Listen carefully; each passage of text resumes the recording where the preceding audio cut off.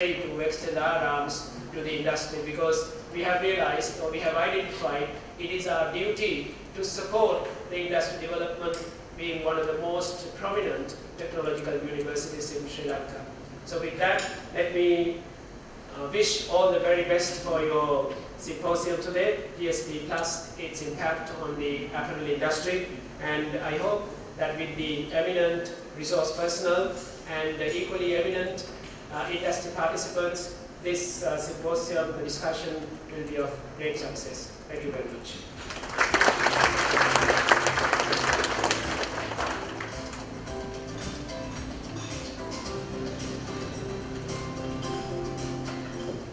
Thank you very much, Professor Jayawardena. May I invite Mrs. Vijita Ratnayaka, once again, President of Monato University Textile Association, to join us on stage.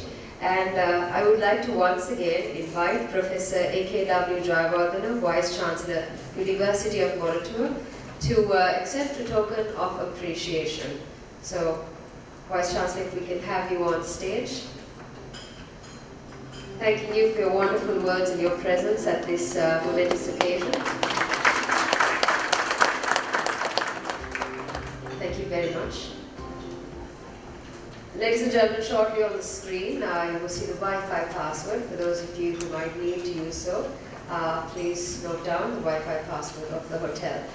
As we go into our keynote, I'd first like to take a few moments to introduce the keynote speaker, a gentleman who needs no introduction. Nevertheless, I would like to take a few moments to introduce him. Dr. Harsha Silva is the Deputy Minister of Foreign Affairs, and he also served formerly as the Deputy Minister of Policy Planning and Economic Affairs from January to August 2015. He was also the Economic Affairs spokesperson for the United National Party, started out as the Chief Economist and Treasurer of DFCC Bank, and went on to become a successful entrepreneur who co-founded and built what is today famously known as the country's largest market and social research agency, Nielsen Lanka. He has also consulted with the World Bank, ADB, UNDP, and many other multilateral agencies for over 10 years, and with think tank as well in over 20 countries. He was also a visiting faculty of the University of Sri Jayawardena as well as the University of Monato for a number of years. He's also published widely in technology and development.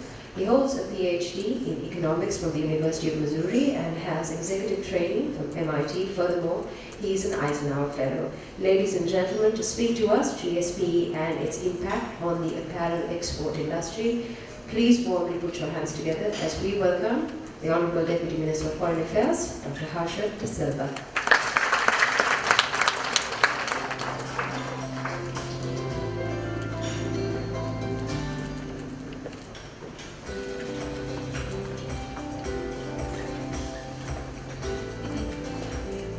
Thank you, good morning.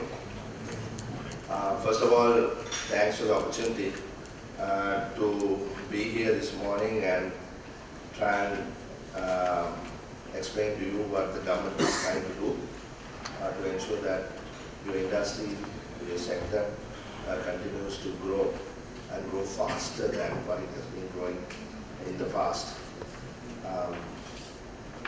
Vice Chancellor Anand, everybody else here, good morning. His opening remarks, as always, was most encouraging.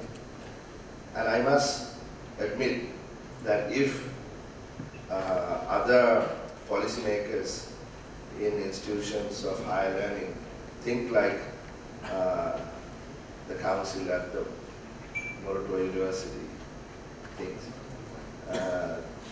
Sri Lanka would be a much better place. So I congratulate the University of Monato, particularly people like Professor Lakshman, who started this program, which has created numerous opportunities and the space for integrating backwards and forwards and sideways the industry's growth. It is people like yourself that create value, create growth, and give the opportunities for thousands, hundreds of thousands of young people to progress. So, another point, he was talking about the the industry partnership for PhD students. He didn't name the industry, I don't either, but people who know probably know. I was having a long discussion with those people who are involved, and I must tell you the industry is ecstatic about the opportunity. So it is a true partnership where companies can actually send their own people for the PhD research, and the companies can nominate the research that needs to be done. So it's a win-win for all sides, and that's the kind of innovative thinking I think we require. So the other day in Parliament there was this big debate.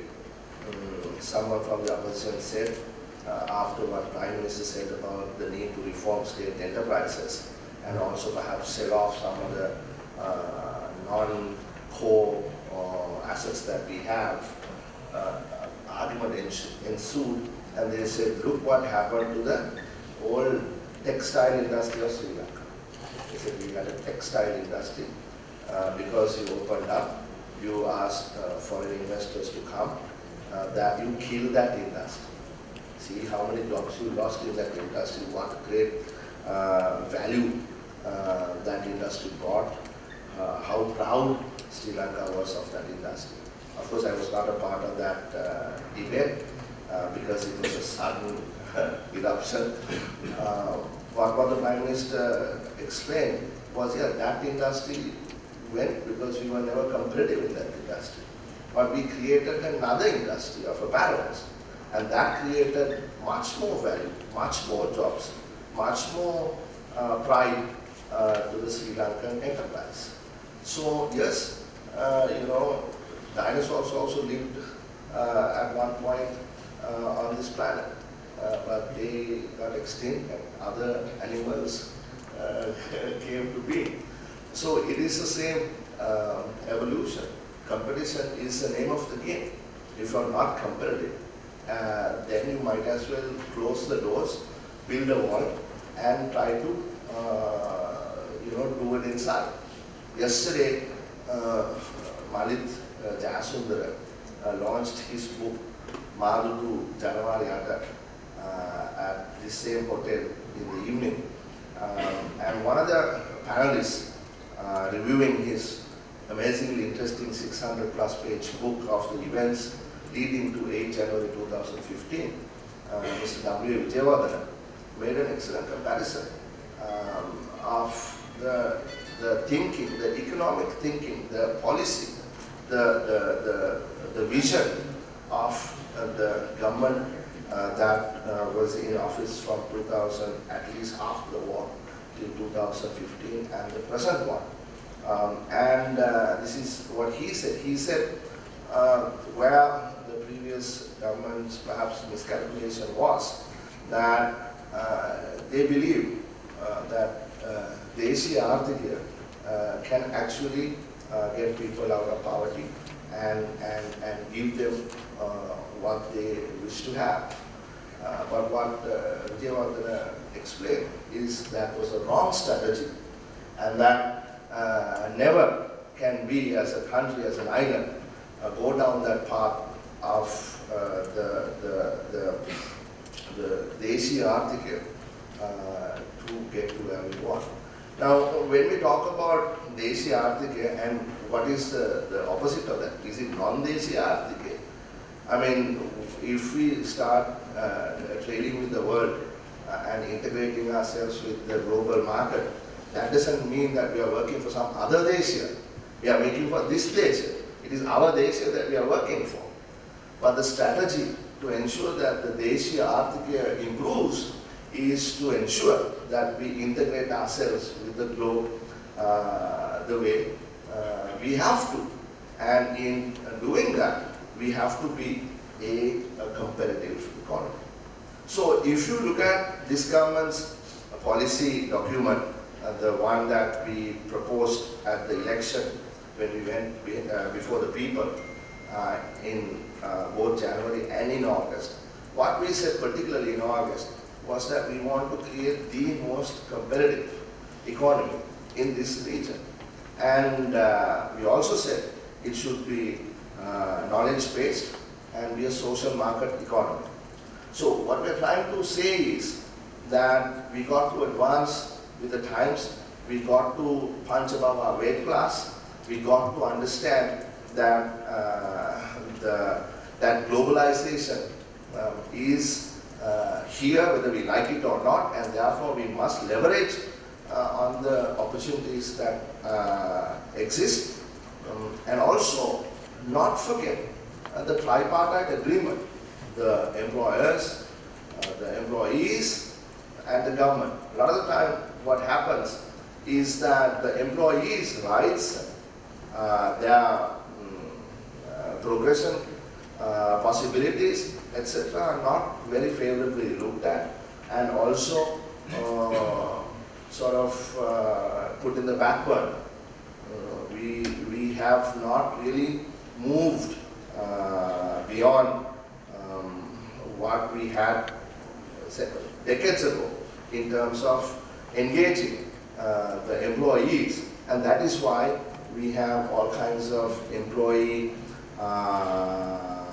protests and other types of work stoppage that adds to the woes of the industry. So therefore, recognizing the rights of employees is also as important as ensuring that the employers have hassle-free labor force.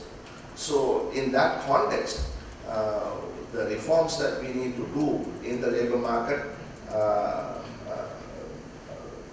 is still pending, and we must move in that direction.